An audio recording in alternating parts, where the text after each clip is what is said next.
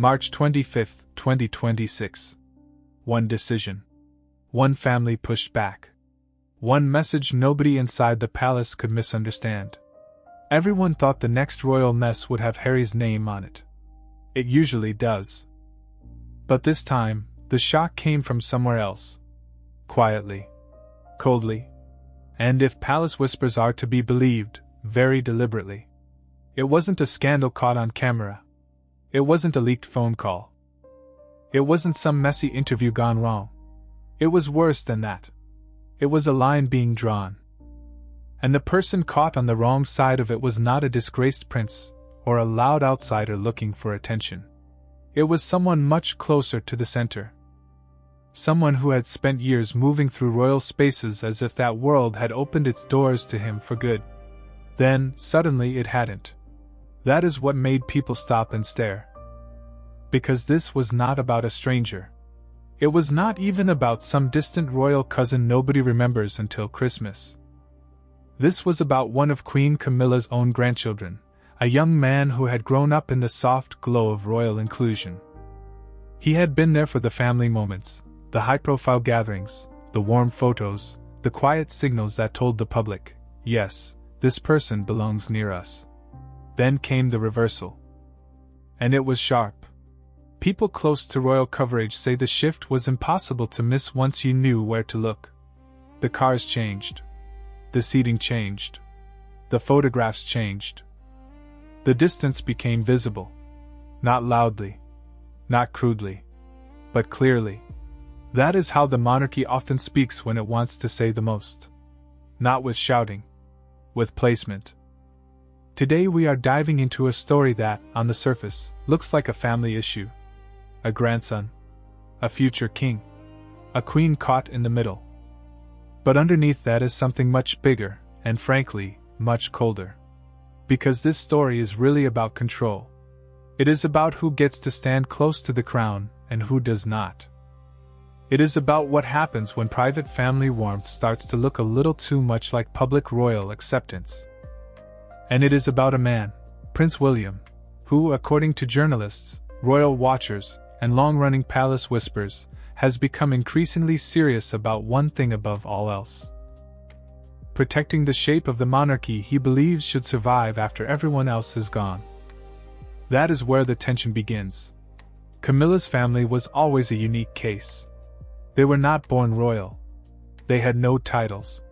They held no constitutional role. Nobody could honestly say otherwise. But over time, they started to feel familiar within the royal picture. Not official. Just close. Not central. But visible enough that the line began to blur. And once the line starts to blur around royalty, someone always gets nervous. In this case, the person said to be watching most closely was William. What many people don't know is that royal life runs on invisible rules just as much as public ones. There is the official version, which everybody sees. Then there is the real version, the one built from body language, invitations, photographs, transport, placement, and access. In that world, almost nothing is random. So when people around the palace began murmuring that Camilla's family had become too comfortably folded into royal life, it did not sound like small talk. It sounded like the beginning of a correction. And then came March 25th. The date matters because those who follow royal patterns say that was the moment the private discomfort became a firm internal decision. Not a soft warning. Not a casual pause. A decision. The grandson at the center of it had done nothing publicly scandalous. That was what made the move feel so brutal. There had been no disgrace, no tabloid explosion, no moral collapse. Just presence. Just visibility. Just the growing sense that someone who was near the crown was beginning to look, to the outside world, like part of it. That was enough. And if that sounds harsh, that is because it is.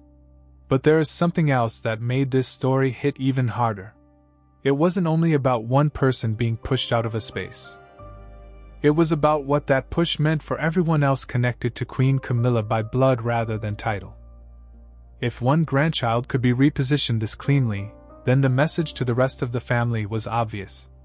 Whatever soft acceptance had built up over the years could be removed. Whatever warmth had been shown could be cooled. Whatever looked permanent may never have been permanent at all. That is the kind of message that travels fast in royal circles. And then there was Princess Anne. She said nothing. For most families, silence means uncertainty. In royal life, silence can mean something else entirely. It can mean approval. It can mean the machine is working exactly as intended. It can mean that the people who matter most have looked at the situation, measured it, and decided there is no need to object. That silence hung over everything. Because if and had been against it, many people believed there would have been some sign. Even a subtle one. But there was none. Just stillness. And the stillness said plenty? So what really happened here? Was this a simple family adjustment that got dramatized by royal gossip? Or was it something far more serious, a quiet purge inside one of the most watched families in the world? The answer sits somewhere in the middle. This was not loud enough to be called a public war. But it was not small either. It was structured, intentional, and if the accounts are right, deeply personal for the people caught inside it. Because once you look past the headlines and whispers, one uncomfortable truth starts to rise. This was never just about a grandson. It was about the future shape of the monarchy. And William, by all appearances, had decided that future needed harder edges. To understand why this hit so hard, you have to go back. Not to 2026. Much earlier. Back to 2005, when Camilla married Charles and stepped into a royal life that was still surrounded by tension, old wounds, and public judgment. At that point, her children, Tom Parker Bowles and Laura Lopez, were already adults. They had their own lives, their own careers, and their own identities far away from palace duty. Nobody expected them to become royal figures. And to be fair, they didn't. Not officially. Tom built his name as a food writer and television personality. Laura stayed more private, working in the art world. They were connected to royalty through marriage, yes, but they were not members of the working royal machine. Most people assumed that was where the line would stay. But families change. Public feelings change. And royal households, when they settle into new shapes, begin to soften around the edges. That is what seems to have happened here. Over time, as Charles and Camilla became more accepted in the public eye, her side of the family also became more visible. Not dramatically at first. It happened the way these things often happen, slowly enough that nobody feels alarmed until they suddenly realize the picture looks very different from before. A family event here. A public appearance there. A Christmas gathering. A photo. A carriage moment. A coronation appearance that made people do a double take. Little by little, Camilla's family moved from the outside edge of royal life towards something warmer, something closer, something harder to describe. They were still not royal. But they no longer looked entirely separate either. That is how royal adjacent became such a useful phrase in these conversations. It sounds polite, almost harmless. But inside it sits a real tension. Royal adjacent means you are close enough to be seen, close enough to shape perception, close enough to be noticed by the public, but without any of the formal role or accountability that comes with actually serving the institution. And that matters more than people think. Because monarchy is built on symbols. If the symbols get messy, the structure starts to wobble. At least that is how William is often described as seeing it. Accounts from royal journalists and longtime watchers suggest he has been focused for years on one central idea.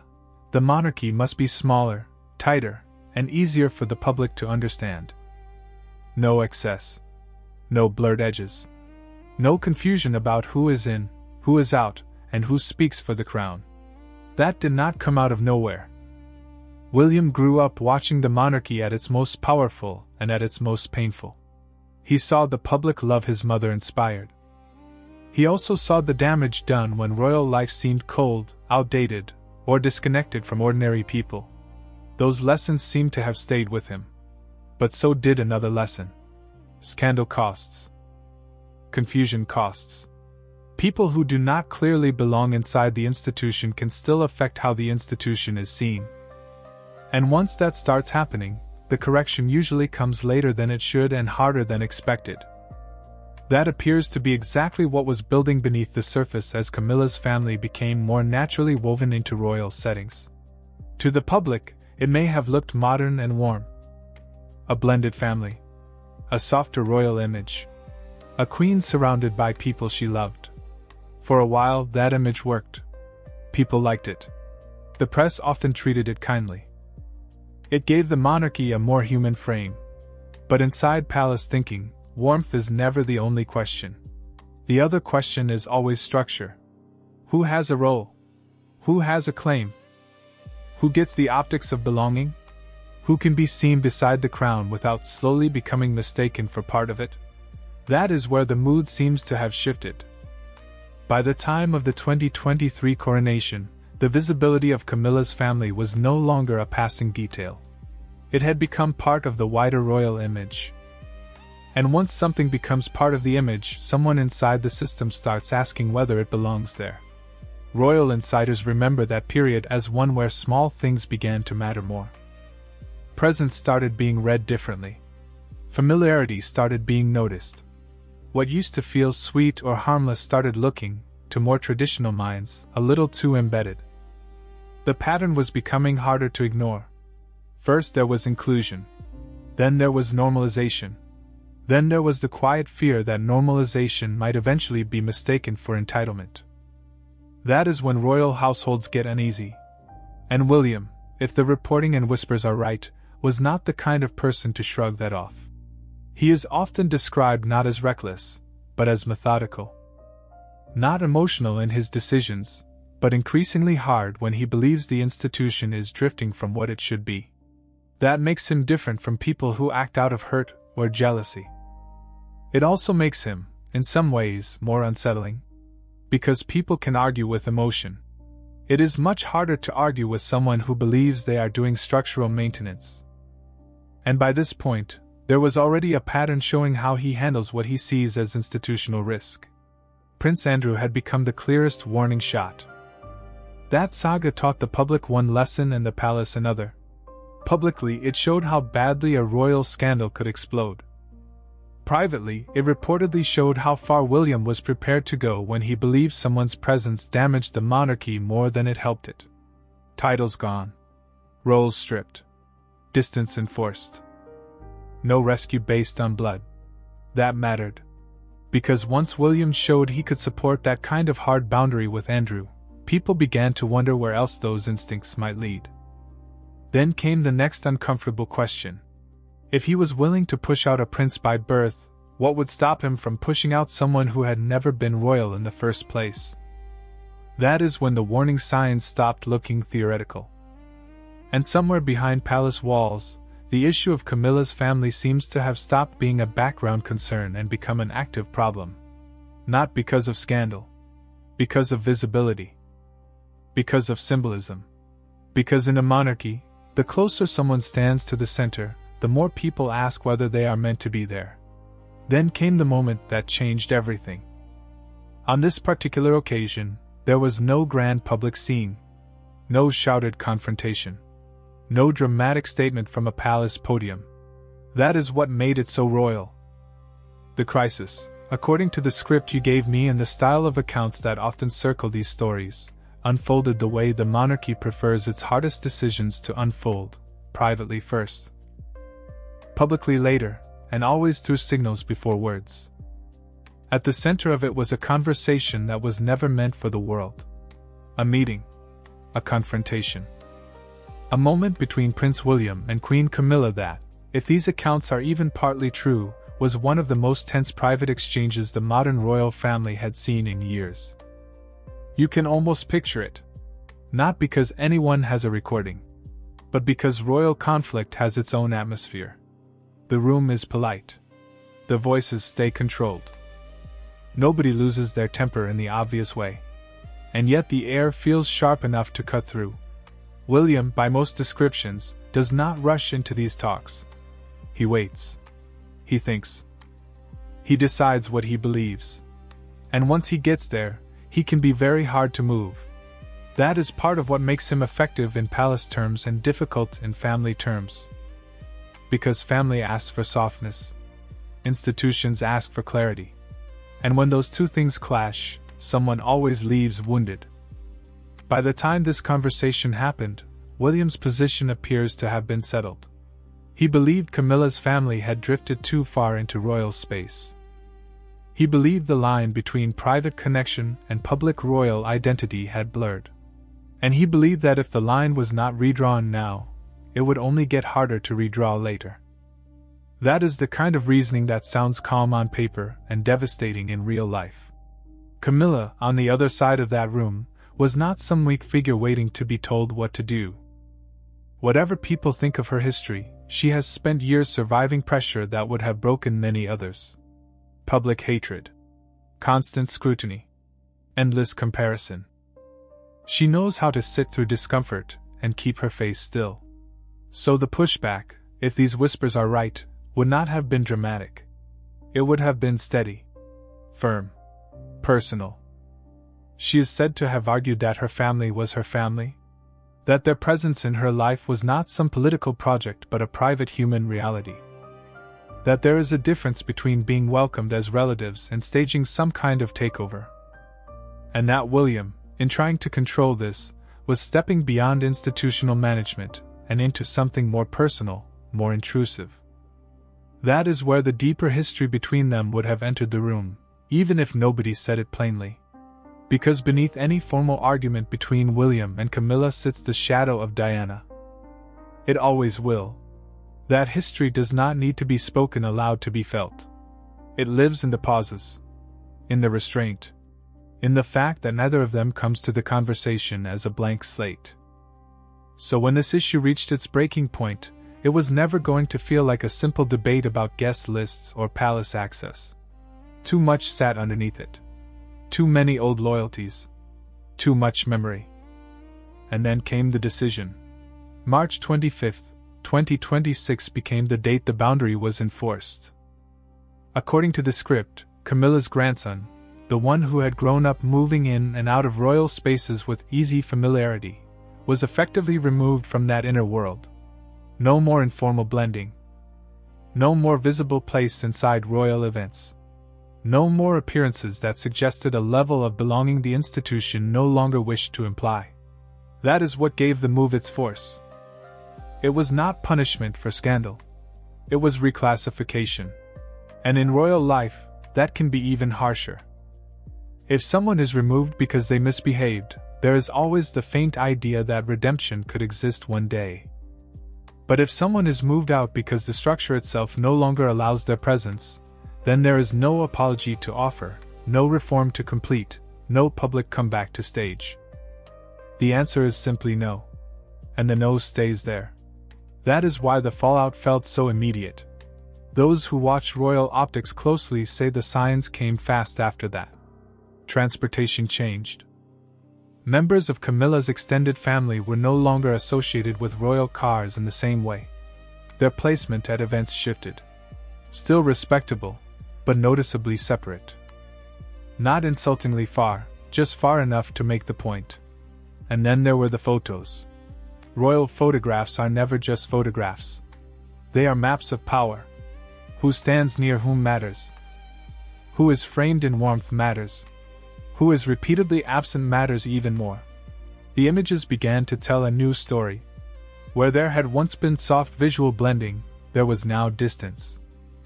Where there had once been easy association, there was now careful separation.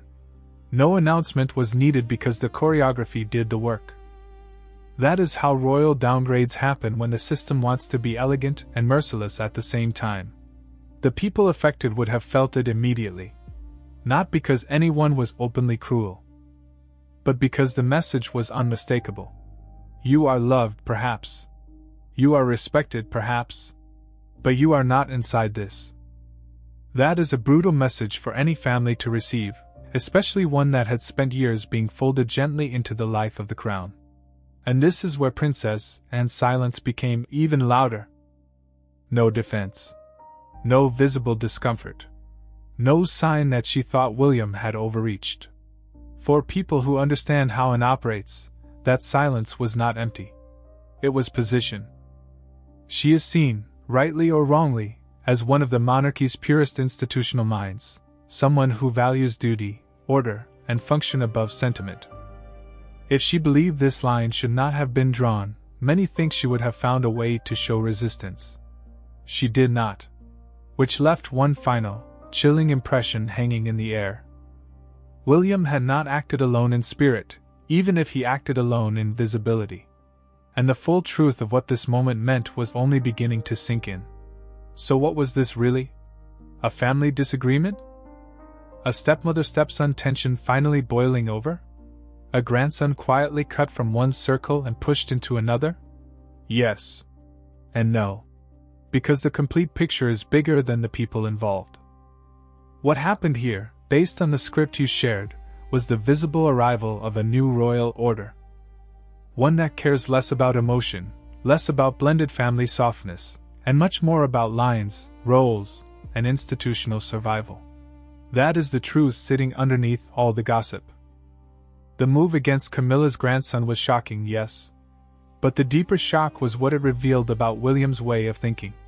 He was not just reacting to a person. He was reacting to a symbol. A symbol of blurred edges. A symbol of royal adjacency becoming too comfortable. A symbol of what happens when private family inclusion starts to look, from the outside, like unofficial membership in the monarchy. And William, in this narrative, seems to have decided that symbolism had gone far enough. That is why the decision felt so final. Not angry. Final. Accounts from royal coverage over the years often describe William as someone who thinks in terms of future shape. Not today's mood. Not tomorrow's headline. The long structure. The institution that will remain when today's arguments are forgotten. If that is true, then March 25th was not random at all. It was a preview. A preview of the monarchy he wants to inherit. Smaller. Cleaner. Less emotionally flexible. More controlled. In that version of the future, the central unit is obvious: William, Kate, and their children. The Wales household becomes the heart of everything. Everyone else exists in relation to that center, not beside it. The crown is no longer a wide, soft family picture. It becomes a narrowed frame. And if you do not have a defined role inside that frame, you are moved outward. That is what gives this story its sting. Camilla herself remains queen. Her title is not under threat. Her place beside Charles remains secure, at least within the world described by your script. But her family's position appears far more fragile. The warmth they enjoyed seems no longer guaranteed. And once Charles is no longer the balancing force at the top, that warmth may cool further still. That is the larger fear this story leaves behind. Not just what happened once. What happens next? Because if one quiet restructuring can redraw the space around Camilla's family now, what will the boundaries look like later under a king who is even less interested in soft compromise? Many are questioning how much of modern royal life is actually decided in public at all. These stories provide insight into something people often sense but rarely see clearly. The monarchy communicates through access, through distance, through arrangement. Through symbolism so subtle that ordinary viewers may miss it while insiders read every inch. A car is not just a car. A seat is not just a seat. A missing photograph is not just a missing photograph. In royal life, these are sentences. And in this case, the sentence seemed very clear. The world, if this story were to break in full the way gossip channels love to tell it, would likely react in two ways at once. Some would call it cruel, cold, and deeply unfair to a young person who had done nothing wrong except grow up close to power. Others would call it necessary, even overdue, a hard but logical step to protect an institution that survives only by being strict about who belongs to it. Both reactions can exist together. That is why stories like this spread so fast. They are not only about scandal. They are about a moral argument. Is family family, no matter how public the setting? Or does monarchy erase that softness the closer it gets to the center? That is the question underneath everything here. And maybe that is why Princess Anne matters so much in this story. Her silence, if read the way royal watchers often read it, suggests that at least some of the old guard sees William's harshness not as recklessness but as discipline. Not a betrayal of the institution, but a defense of it. That may be the most unsettling part of all. Because it means this was not one man having a hard mood. It may have been the system correcting itself through him. If so, then Camilla's grandson was not singled out because of scandal or dislike. He was simply the clearest example of a problem the institution no longer wanted to tolerate. That does not make it kinder. It just makes it colder. And cold is often how monarchy survives. The aftermath, then, is not only personal humiliation or family pain. It is a permanent warning sign hanging over the edges of royal life. Close to the crown is not the same as part of it. Warmly welcomed is not the same as institutionally accepted. And years of quiet inclusion can be reversed faster than most people imagine. That is the hard lesson here. William did not just remove one person from one space. He showed where the walls are. And once walls become visible, everyone starts measuring where they stand. That includes Camilla. That includes her children. That includes anyone who ever believed affection could slowly become status. Maybe that belief was always too hopeful. Maybe this ending was built into the story from the beginning. Because monarchy, for all its talk of family, has always known how to separate love from rank. That is what gives this story its weight. Not the gossip alone. Not the whispers. Not even the power struggle. It is the reminder that inside old institutions, people can spend years feeling included, only to discover they were standing near the fire, not inside the house. And once the future king decides to close the door, very few people can open it again.